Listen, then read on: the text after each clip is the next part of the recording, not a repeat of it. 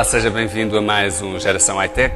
O cinema é uma fábrica de sonhos e os avanços tecnológicos dos últimos anos fazem com que esses sonhos sejam cada vez mais reais. Lembra-se da última vez que foi ao cinema e saiu de lá de boca aberta com os efeitos especiais? E daquele anúncio de televisão que nos deixa a pensar como é que isto foi feito? O Geração High-Tech desta semana leva-nos aos bastidores do mundo da publicidade e do cinema. Entre connosco na Sétima Arte.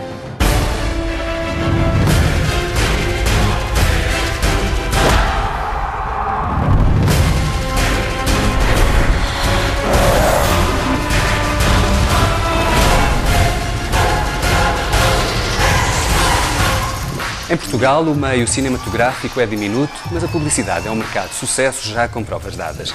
Estivemos à conversa com produtores e realizadores para saber que área é que evoluiu mais tecnologicamente, se o cinema ou a publicidade. Ação!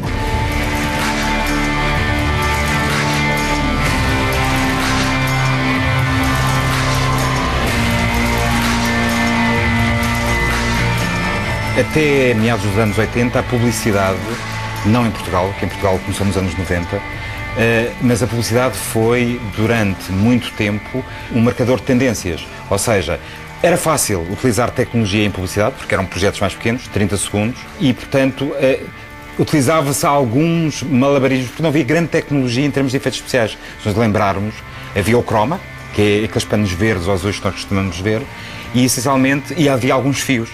Ainda há pessoas que se lembram dos filmes dos OVNIs a preto e branco, que eram com os fiozinhos, e depois aquilo era tirado em termos fotográficos. Portanto, não havia tecnologia inerente a estas áreas, tirando o croma, que é uma tecnologia já antiga. E, portanto, a publicidade serviu para marcar tendências e, com o desenvolvimento da informática, o computador começou a ser a ferramenta mais utilizada, quer a nível de publicidade, quer de cinema, nomeadamente nas montagens. E mais tarde, esses softwares vão se desenvolvendo para efeitos especiais.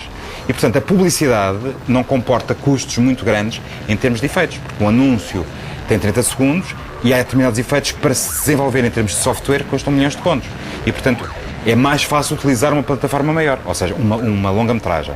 De repente, começou a tentar fazer filmes de grandes efeitos visuais e reais, nomeadamente, se nos lembrarmos do Tornado, em que era preciso desenvolver partículas de vento, ou The Day After Tomorrow, que eles utilizaram água, a inundação de Nova Iorque. Portanto, são partículas específicas que só existem porque há um desenvolvimento de software, ou seja, de computador, que depois vai ser utilizada num filme.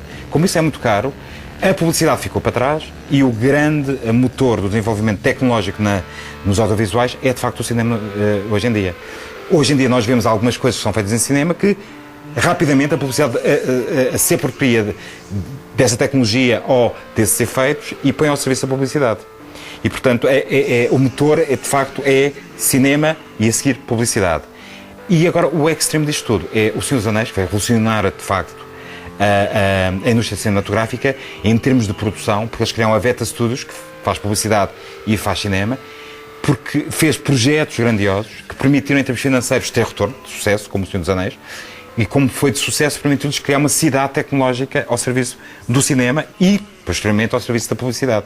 O cinema dá-nos referências e dá-nos ideias para nós fazermos anúncios, porque já está tudo inventado, não vale a pena inventar mais.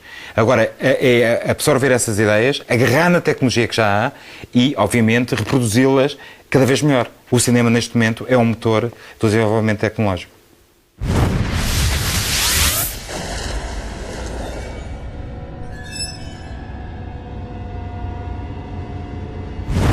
Na preparação de um filme há uma fase de pré-produção que envolve reuniões, trocas de mails, ler guiões, fazer storyboards e preparar a rodagem.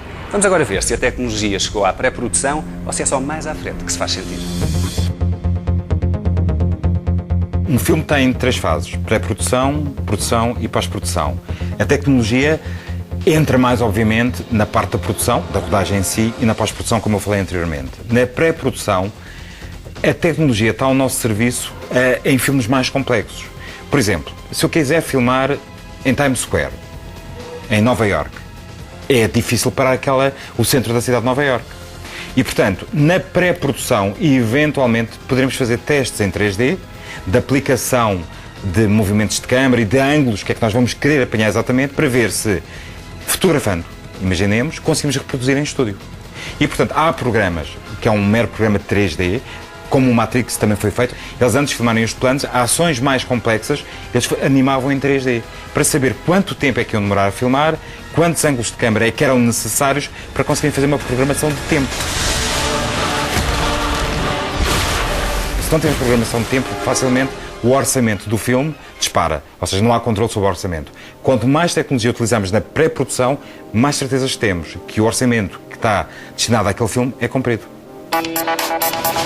Pioneer KRF 9000 FD, com uma resolução de 1920 por 1080 pixels, tem duas lentes motorizadas que permitem variar o tamanho da imagem entre 60 e 120 polegadas. Os 3 chips de Ayla garantem uma razão de contraste de 30.000 para 1, custa 7.500 euros. Bang & Olufsen BioVision 4. O plasma BioVision 4 tem 65 polegadas e integra a nova tecnologia Automatic Color Management, que após 100 horas de utilização faz deslizar um braço robótico sobre o ecrã. Este inicia logo a seguir um processo de leitura de cores, ajustando-as se necessário. Ideal para exibir aos amigos, se estiver disposto a abrir mão de 16.420 euros. Samsung BDP 1500. A Samsung foi a pioneira dos leitores de Blu-ray em 2006 e já vai na 4ª geração com o novíssimo BDP 1500. Um modelo Full HD com Bonus View, uma nova função que permite visualizar conteúdos em modo Picture-in-Picture simultaneamente com o programa principal. Custa 349 euros.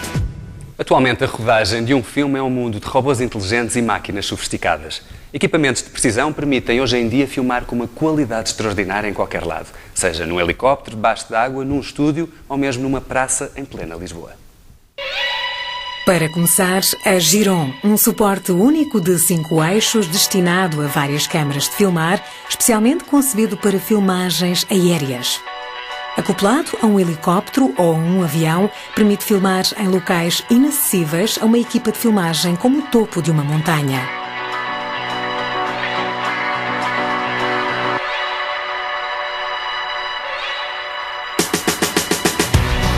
Mas se a escolha do local da rodagem for o fundo do mar, a opção mais correta é a Scuba Cam.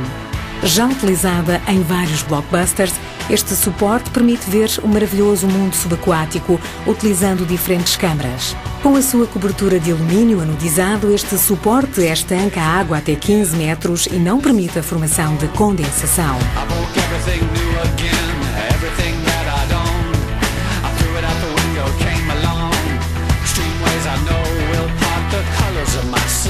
E agora um robô sofisticadíssimo. Chama-se Motion Control, é pesado, caro e exige um manuseamento exclusivo por especialistas. É constituído por um braço hidráulico assente num carril, um motor e um computador. Permite a repetição ao milímetro de vários movimentos de câmara e tanto em exteriores como em estúdio filma planos complexos e sofisticados que, integrados com a pós-produção, permitem uma panóplia de efeitos especiais, como por exemplo a integração de vários planos filmados em croma. Para terminar, a Technocrane, um braço telescópico que se estende até aos 9 metros com uma câmara no final, controlada por joystick à distância. Serve essencialmente para vencer a altura, permitindo filmar em locais exíguos e apertados em silêncio absoluto. Todos estes equipamentos permitem uma facilidade de filmagem apenas sonhada há 10 anos atrás. Juntos, eles criam obras-primas do cinema e da publicidade.